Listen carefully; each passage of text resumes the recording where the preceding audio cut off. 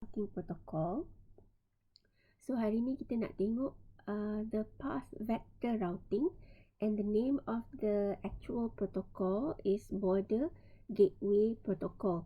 So dynamic routing protocol sebelum ni adalah intra-domain routing protocol. That means within a particular routing domain or autonomous system. Tapi kalau kita nak communicate between different autonomous systems or within different domain of a routing protocol, kita akan gunakan border gateway protocol. So cara dia figure out the best path adalah dengan gunakan path vector. Okay, so bila kita kata path vector, what makes it different from the distance vector?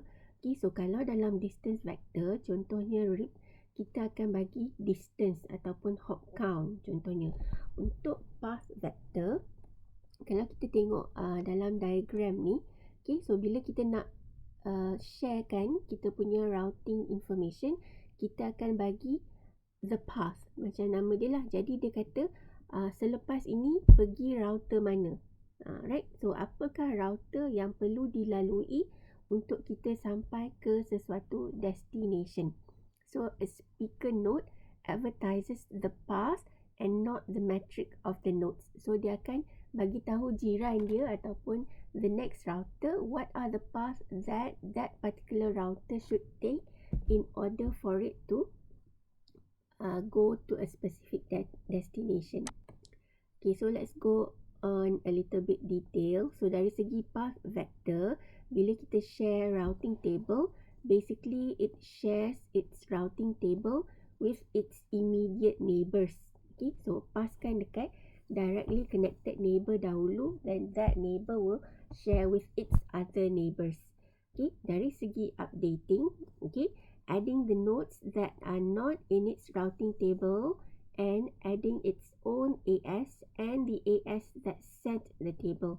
So bila kita nak update, kita kena tengok juga whether it is its own AS or another foreign AS yang hantar routing information ni.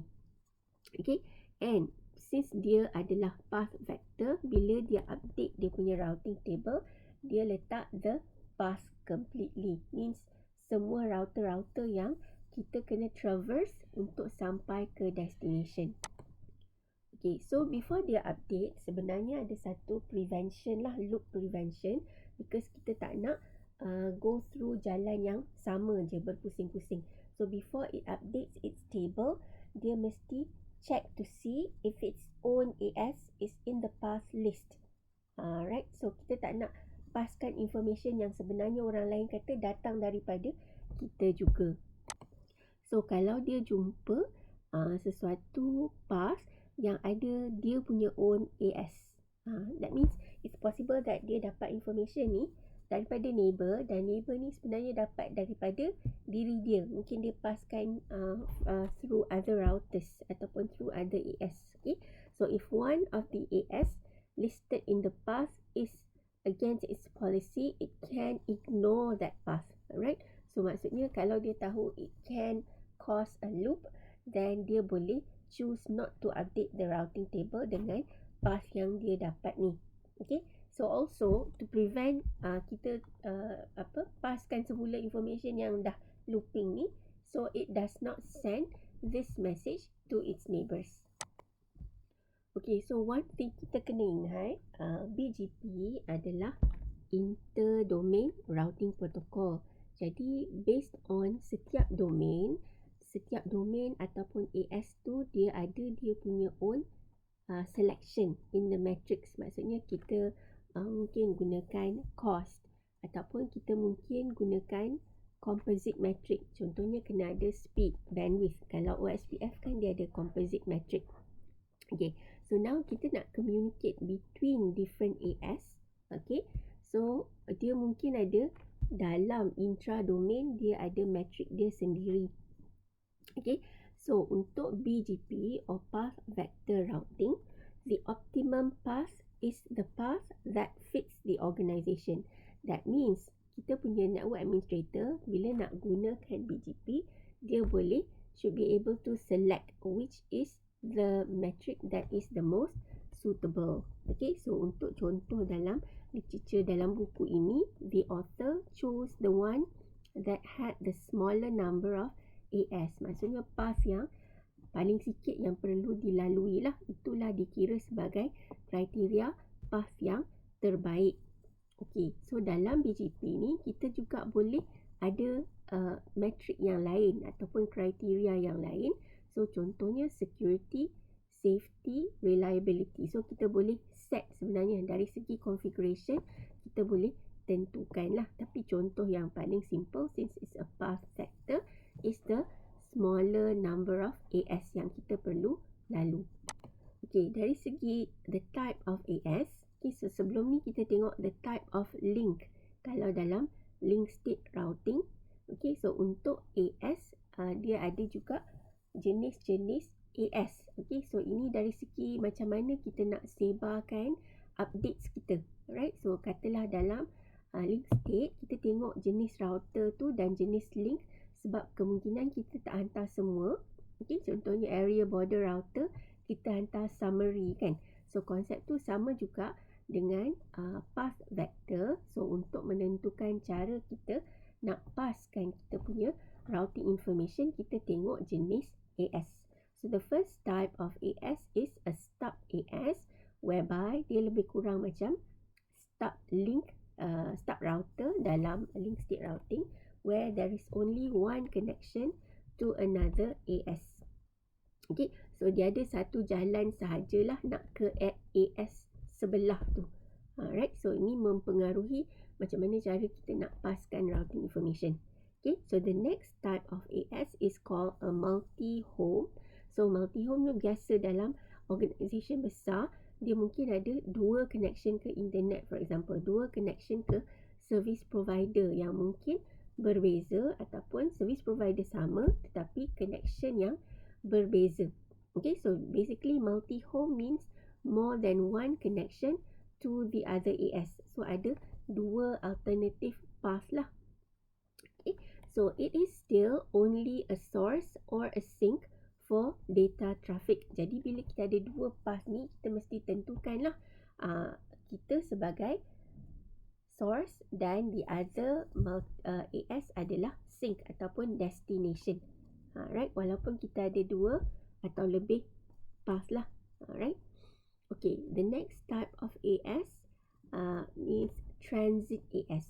Okay, so most probably bila kita ada more than one path to the next AS, salah satunya mungkin menjadi transient. Transient ni maksudnya kita nak lalu ke AS sebelah tapi tak ada direct connection. So kita kena lalu kita punya neighbor ni. So it is a transient AS.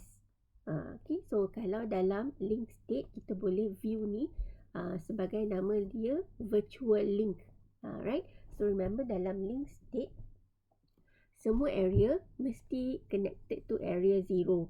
Tapi kalau tak ada physical link, maksudnya dia kena lalu a virtual link. Dia kena lalu area lain, okay, sebagai transient area. Okay, so sama juga konsep ni dalam BGP ataupun path vector. Next, let's look at the type of messages that BGP sends among the routers. So kita ada open, update, keep alive dan juga notification. Okay, so dia punya header nampak macam simple lah. Okay, so we have markers, length dan juga type. So ini dikira sebagai a common header lah. Okay, so common header maksudnya untuk semua type of packets kita akan guna this common format or common header. Alright, so the first field is marker. So this is a 16 byte marker. Okay, so ni 16 byte dan dia digunakan for authentication. Alright, next kita ada 16 bits of length. Okay, so it defines the total length of the message including the header. Maksudnya ada message kat bawah bersama dengan kita punya common header ni. Next is 8 bits of type.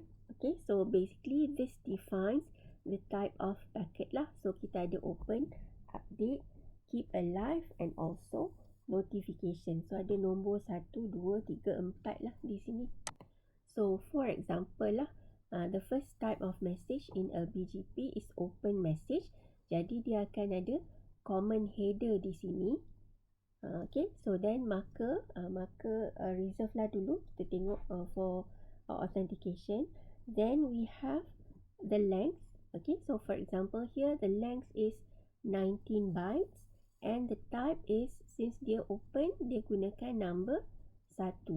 Okay, so the type is 1.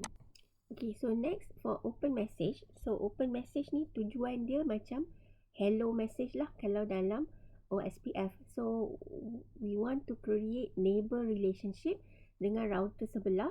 So each router akan hantar ataupun initiate the relationship dengan open message. Okay, alright.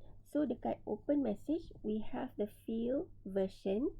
Okay, so version adalah untuk specify what version of BGP that the router is using. So version ada daripada version 1 sampai 4. Okay, so next dia ada my autonomous system, maksudnya autonomous system ID lah. Alright, so setiap autonomous system akan ada identification dia yang unik. So router yang hantar open message ni letaklah AS number dia di sini. Okay, so next is hold time. Right, so macam hello message, kita nak tahu ada tak neighbor kat sebelah kita. Is the router alive or is the router running BGP? So hold time ni bila kita hantar open message, kita bagi tahu saya boleh tunggu selama berapa saat untuk kamu punya jawapan. Okay, so jawapan dia mestilah dalam bentuk keep alive message lah. Alright, so hold time memberitahu how much time can elapse before I declare that the router that I send this open message to as not alive. Okay, alright. So next is the BGP identifier. This is basically the router ID lah. Okay, maksudnya selalunya kita gunakan the IP address of the router yang send ni. Okay, and then dalam open message boleh ada option. Okay, and it is variable length. Jadi dia kena bagi tahu dia punya neighbor lah berapa length option. Alright, then kita dah ada, maksudnya kita ada common header 19 bytes. Lepas tu dah tahu type 1. Jadi router tu akan baca selepas ni version, okay, 1 byte. Autonomous system 2 bytes. Hold time 2 bytes. BGP identifier 4 bytes. Then selepas tu option length. Okay, so dia pun kira berapa byte option yang ada. Okay. Okay, so saya skip to the next few slides. Macam tadi saya cakap open message tu adalah untuk kita make sure router kita ataupun neighbor sebelah kita ni adalah alive. So sebelum hold time expire, router sebelah kena jawab dengan keep alive message. Okay, so keep alive message adalah simple. Basically dia hanya hantar common header. Okay, so tak ada option kat bawah lah. Dan dia jawab dengan mengatakan I'm type 3. So I'm a keep alive just to respond to your open message. Okay, so next is the update message. Okay, so ni type 2. So update message ni lah yang penting where we exchange routing information. Okay, so dalam update message kita boleh hantar satu section untuk withdrawn routes. Withdrawn routes maksudnya route terkini yang mungkin tak valid lagi sekarang berbanding dengan previous message yang kita hantar. So katalah ada route yang down, di sini kita boleh letak what are the withdrawn routes ataupun route yang down yang tak boleh lagi diguna pakai. Okay, alright. Next, dalam update message juga kita akan advertise new path lah.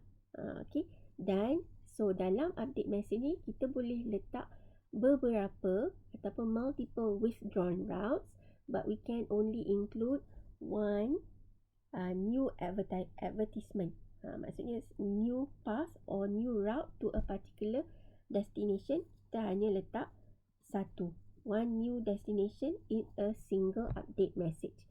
Jadi kalau nak update new information kena hantar more than one update message lah. Okay, alright. So the fields dalam ni, so of course kita ada common header and then type dia 2. Okay, then we have unfeasible route length. Okay, so this is 2 bytes. So it defines the length of the next field. So like I said, it can contain more than one withdrawn routes. Jadi dia kena bagi tahulah, right, ada berapa withdrawn routes yang saya nak letak dalam saya punya update message ni. Okay, so dalam withdrawn routes punya field, dia akan list lah all the routes that must be deleted from the previously advertised list. So kalau kali pertama update, mungkin tak ada withdrawn routes sebab dia akan advertise new routes. Tapi kalau the next update message, katalah selepas beberapa time elapse, ada path yang dah tak boleh digunakan, so dia akan letak di sini. Okay, next section, section kuning untuk withdrawn, section hijau untuk route baru. Okay, so untuk ini juga dia kena bagi tahu length lah. So the path attribute length is basically how long is the new path yang saya akan advertisekan. Okay, so the path attribute length field ini 2 bytes. Selepas tu dia sambung dengan the actual path attribute. Maksudnya what is the new route yang ada reachability. So let's say for example here there is one route yang no longer up, dia withdrawn, so mungkin dia gantikanlah route terbaru dekat sini. So next, bila dia advertise a new route, kat sini is basically the path kan. The path maksudnya mesti ada the full vector, AS berapa yang dilalui. Okay, so sebenarnya the AS yang dilalui ini akan lead kepada the actual network yang kita nak sampai ataupun the actual destination. So this is recorded in this section, the brown section. Kita panggil dia NLRI ataupun Network Layer Reachability Information. So dalam ni akan ada the actual destination. Contohnya kita ada the IP address and the prefix of the network. Right? So dia letak dalam bentuk CIDR lah. So classless interdomain routing. So bentuk dia maksudnya ada prefix dan juga the subnet lah. Okay. Okay, so kita go a little detail yang path attribute ni. So apa yang dia bagi information. So one is the origin. Okay, so the origin, dari mana datangnya information ini. Since dia adalah inter-domain routing protocol, it can also learn from the intra-domain routing protocol. Okay, so maksudnya mungkin dalam AS tersebut dia dah tahu, okay, macam mana cara nak sampai ke destination itu. Jadi dia bagi tahu saya belajar daripada intra AS punya routing protocol. For example, you use RIP or OSPF. Okay. Next is the AS path itself, maksudnya path yang kita lalu, autonomous system yang kita kena lalu, and also the next hop. Okay, so next hop router nak dilepas ni untuk sampai ke AS dalam senarai ni, kita kena lalu router yang mana. Okay, so the next type of update message in BGP is notification. So this is type 4. So kegunaan dia adalah untuk control lah, ataupun contoh kalau ada error detection ke, ataupun kalau kita nak connection termination, contohnya kita dah tak nak associate dengan the neighbor. Okay, so like I said, dia for control. Jadi dia digunakan untuk hantar, if any, hantar error messages lah. Alright, so kita kena ada error code. So this is 1 byte, and then ada error subcode. This is also 1 byte, and then the actual data related to the error code and subcode. So ni contoh lah error code and also the subcode. Okay, so for example, message header error. Okay, so you bad message message length ke bad message type, maksudnya router mungkin tak faham lah dengan message kamu. Okay, dan sebagainya lah. Open message error, update message error, hold timer expired dan sebagainya. Okay, finally, between the routers, when they want to send these messages, dia gunakan TCP as the transport layer protocol. So that means BGP ni mesti reliable lah.